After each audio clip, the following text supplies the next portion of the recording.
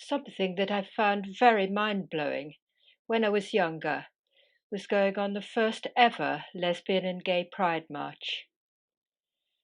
And just to be surrounded by so many women, all the same, all trying to fight for the cause, trying to sort things out in their own way, by holding a banner, walking down the street, having everyone stare at you. It was the craziest idea I've ever been involved in at that time, but well worth it. Lifelong memories they are, so that you can pass on all that fight to up-and-coming gay women and men in the future generations. If they let you do it, that is. And when we was on the Gay Pride March, once we got to where we was all rallying from, we were given phone numbers for solicitors and barristers, in case we get arrested on the march, or if there's any trouble, we've got someone to contact. First time that's ever happened to me when I've been on any sort of demonstration.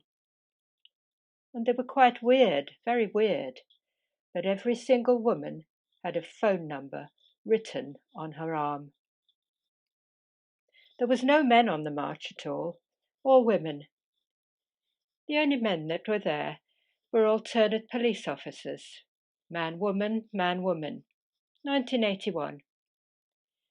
But it certainly stopped traffic, certainly did.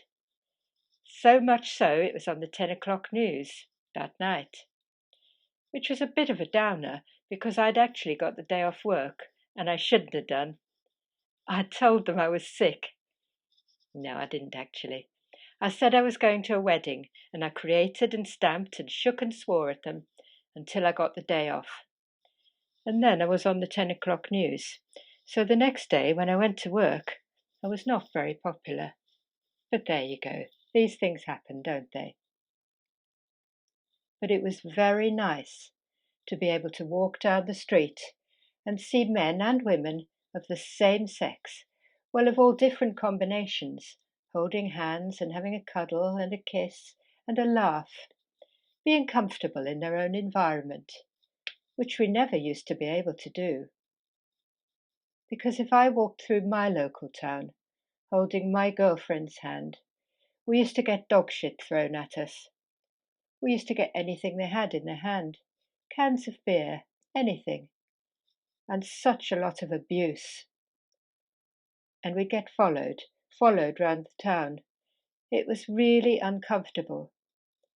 But because people, not just me, but people of my age and before, actually stood up to be counted, you've got today's gay community that can live in fairly comfortable times and be accepted in their family.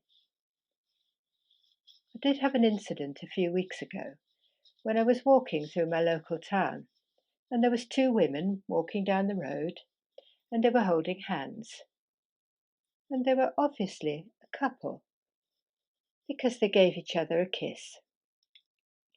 And I smiled at them, because I'm thinking, yeah, that's really, really nice. And do you know, I got the biggest mouthful I've ever had.